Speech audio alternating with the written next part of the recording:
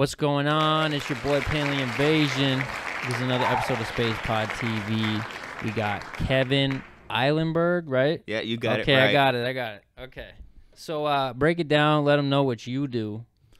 So I am mainly a photographer, but also you could quote me on as an entrepreneur because I own a dropshipping fashion and wall art business called KG Lifestyle Supply, as well as a full-out multi-talent organization, unexclusive talent organization called KG Lifestyle Group as well. Yeah. So that's more like a cooperative type of thing where you you were talking about earlier, like if someone needs a job doing something and you're like already way overbooked, then you just refer them over to that. Yeah, or it's like if we're doing a movie production, especially out here in the Midwest, because slowly but surely the movie industry is moving to the Midwest. We have Yellowstone in Montana, then we have a few other projects in Minnesota. Slowly but surely North Dakota is going to have this as well. Yeah. So KG Lifestyle Group, it's going to be that helping hand to give other talented individuals. You could do whatever, like for example what you do.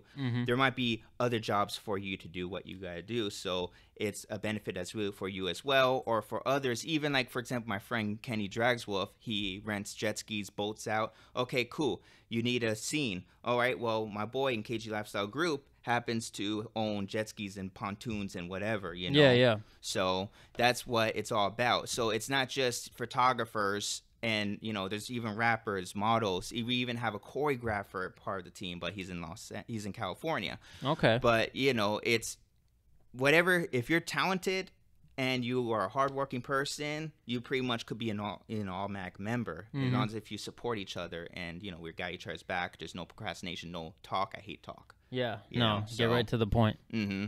So basically it's like a big networking group of people who all have similar visions and are not fucking around pretty much. Yep. And that's the thing too. People who are in that group are already leaders. They already have their own organization. Yep. Like my friend Seji, he owns a group of things, People Perspective. He's the side project. He's in charge of choreographing a whole entire group of hip-hop dancers. Yeah. So he's technically not KG Lifestyle Group. He's his own boss. My homeboy Drew in Minot, he owns Haterproof. That's a record company. He owns People's Choice, a barbershop. He's his own boss. He could run his own empire. I'm not in charge of whatever he does, but we collaborate. We're family. We're brothers. That makes sense. Yep. So now there's people in North Dakota that know mainly of your work, mostly like photography of other artists. What are some notable artists you've worked with? What, locally in state or just like Probably celebrity-wise? A little bit of both. Anyone you can just remember that might be, someone that my viewers would recognize. Okay. Well, locally, state-wise, inside of North Dakota, of course, it's like YTB. We have Drew Luciano, he's from Minot. He's like West Coast style hip hop guy. YTB is of course Springs, Breeze, all of them. Then we have who else here? We got I'm losing my words now. Of course. We have K.E. Gotti, who is freshly new in Fargo, but he was in Bismarck as well. More of a gangster rap vibes. Yep. So he's been really working. Then if we jump into Colorado, there's Kid Codeine. But he's technically in Los Angeles right now. But he's areas. Yep. So if we're talking celebrity-wise, my first one was Juicy J. That was because of YTB. So they got me involved. And then like there's like other collaboratives like Maya, Pauly D. I'm losing my words now. You're good. Yeah. So there's like a whole list. Sooner or later I'm going to have it on my website because I just don't like to talk about myself too much. So it's going to be like I just rather have you guys research, just look up KG photography.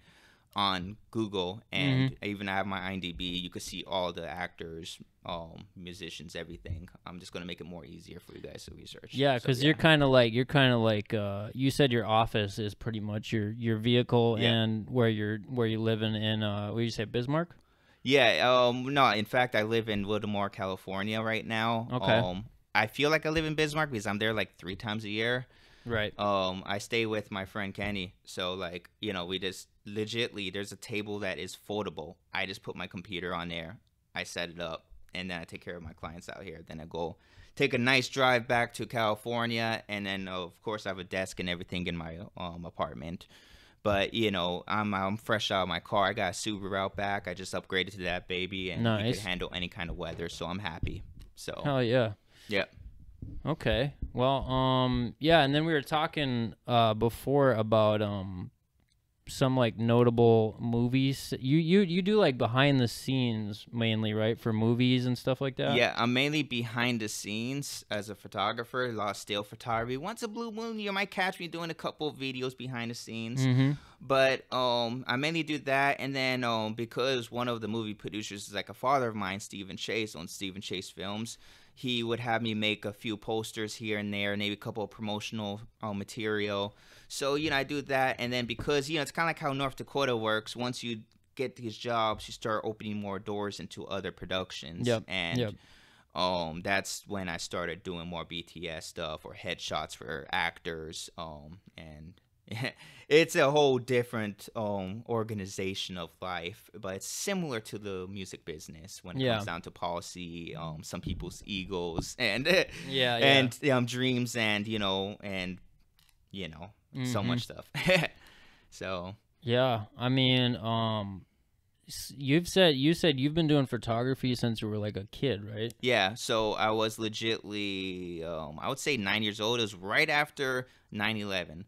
So this is a funny story about this. So, it's like a Sweet 16 party that my cousin had. So I'm flying from Florida because I'm originally born and raised in Florida, but I lived here for 10 years. Right. So right after 9/11, I flew to New York as a kid with my family. It was sketchy. There was like army guys, dogs, guns, everything in Fort Lauderdale Airport. So I'm like, holy cow.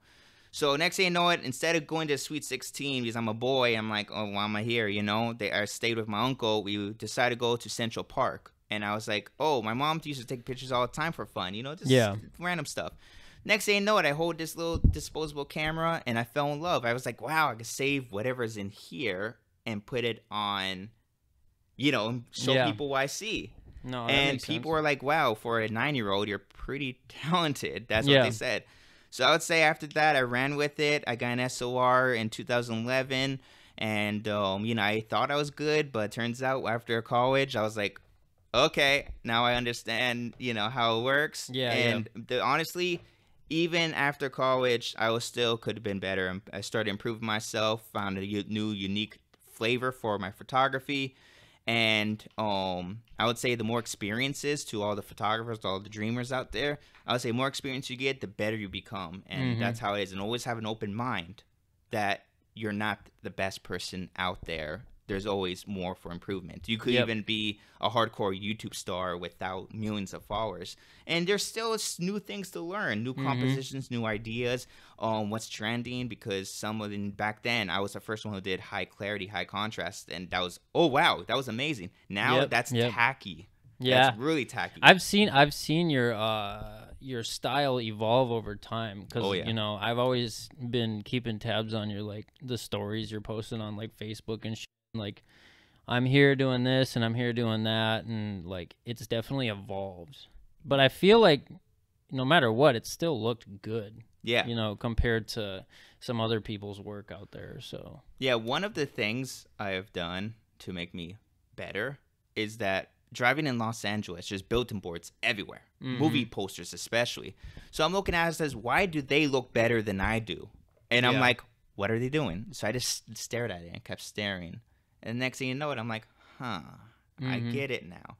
One of the examples is Behind a Mac from Apple. I saw that. I was like, this is very touching. It was a black and white picture, and there's a MacBook, and it's just a bunch of random people. Yeah. All over the city of Los Angeles, you see these everywhere. So I was like, okay, I'm gonna do that too. I took a picture of myself, put the camera on a tripod, and I just took a picture of myself just behind the Mac. I was like, I'm getting to understand this. So that's the thing. I look up to other photographers. Now there's a bunch of celebrity photographers in the past, from the 60s through the 80s. I can't think of the names right now, but I look at them and I get influence for success on that. So that's where I'm getting that vibe of capturing the moment, seeing the true inside the people. No matter what you are, what talented, everyone has a story that's awesome. Yeah. And that's my job, is to make everybody look good. Right. Yeah. Yeah, because I know you definitely have like a signature look that would if you compared your picture style to someone else's, you'd be like, oh, that's definitely KGE type. Yep. You know what I'm saying? And that's the goal, is to be yourself. If you be yourself, you don't have to worry about other photographers. Now you guys are just allies. You're helping each other out. You got each other's backs. If you're trying to be like the person, like someone else, and you're copying them exactly to the toe, you're gonna fail. You're gonna fall right on your face. Yeah. You can only go so far copying some people. So that's why I want to be my own touch. I will look at other photographers for influence, but then I was like, okay, well, what would I do? And then there you go. And then once you understand your own signature, your own brand, it's time to go. It's time to make this world your playground. Speaking of brand, you got a T-shirt on for your brand, KGE Photography. Yeah, this one's KGE Photography, which my goal is to make like a name brand of photography. There's also Next Push. I own Next Push. There's Free the Plant, which I mentioned to you. I'm taking a break on that at the moment. But Next Push is kind of like what we're doing right now for myself, and as well as for you. We're doing the next push. We're collaborating. We're pushing out to hit that next push. And that's what you always want to be doing. You don't want to do the last push, and you don't want to be sitting around doing nothing. You need that next push. So yeah, you got to figure out what's next, because you never actually hit the finish line. Exactly. There's always something you can do, some way you can upgrade, So. Yeah, and you got a family legacy to spread on. That's another thing is, I'm doing this to rebuild the Eilenberg name, and as well as a strong name, since that's my other, last name. That's my mom's maiden name. So okay, gotcha. Yeah. Yes, we have to kind of cut it short because, I got some other stuff going on. But, I mean, in closing, why don't you mention some notable celebrities you've worked with, or, producers, stuff like that, just for so they can really get a feel of the type of background work you do and, like, who you've worked with and stuff. Sounds good. So I know we got a little choppy there because of that little glitch, so I hope I'm not repeating myself here. No, you're good. So I worked with, of course, I think twice I mentioned on this, is that Juicy J, Bone Thugs and Harmony, MGK, Steven Joseph, which is the transsexual with the green hair. Now it's known as Stephanie Bright. That one was legitly a photo shoot. It's like, hey, let's meet up. Phone call. Let's do this photo shoot. Da da da da da. And then few actors is like James Duvall for Donnie Darko, Vivica Fox. She was from that movie Independence Day. Yep. Then we have Martin Cole from Karate Kid and that new TV show Cobra Kai. Then there was Dean McDowan. I just completely messed that one up. We'll skip him there. That's Tori Spelling's husband. Okay. Then we have Dean Wallace. I almost worked with her. That's the lady from E.T. I might work with her again though, because I did a movie called Death House, and there's like a project we're about to. I think I remember that one. Yeah, that was the first movie I'd done.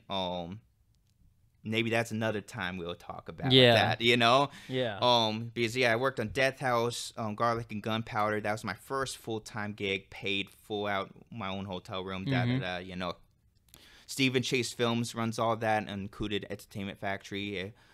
And, I would say I've done 6 movies or so. Just look me up on IMDb. It's under Kevin Eilenberg. Website, self-explanatory with everything. Like I mentioned, I'm adding a lot more stuff to my website, kgphotography.com. Okay. So you could pretty much see my adventures, so I don't have to keep, telling everybody about it. And kgelifestyle.com is my clothing brand and soon to be wall art company as well. And like I was mentioning to you before, it will be a collaboration from other talented individuals. So it's not just all about me on KG Lifestyle Supply. It's about all the other awesome people. Nice. Yep. So. Well, hey, you got a breakdown of who this man is. Very high entrepreneurial spirit, which we need more of in this area, especially because. Yep. One of the biggest things is that my goal is to do a community impact, get more people influenced to catch your dreams, make it come true. Like I could go ahead and give you more ideas why, like, you know, it's harder than it seems, but it's also like, if you believe in yourself, you can make it happen. So it's hard, but it's easy at the same time. It's really hard to explain. Which to say this, it took me a bunch of like, let's do it for this interview to happen. Yeah. I was like nervous, honestly. So it proves a point. You have to get out of your comfort zone. I'm not a guy who talks on camera all day, you know? Yeah. So, yeah. Well, you're usually behind the camera. Yeah, I'm always behind the camera. So, except when we're on Snapchat, you see me venting or something like that. Oh, yeah. You gotta get a little bit of that human vibe going, Oh, too. yeah. So people don't think I'm Mr. Perfect around here. It's time to like a robot or something. Yeah, it's time that we start telling about our failures, too, than our successes all the time, you know? My successes would talk itself, but my failures, you know, a lot of people like to hide that stuff. Nobody's perfect. We're all going to fail. Come on, guys. If anyone says that, oh, yeah, everything's all easy, blah, blah, blah, it's bullshit. Yeah. So, oh, yeah. Big time. Yeah. Big time. We all have our problems that we have to deal with, and that's just part of being human beings. So, yeah. Thank you so much for coming out. I appreciate you. Appreciate it. Thank you for bringing me on. Absolutely. And that being said, until the next episode, we out. Peace.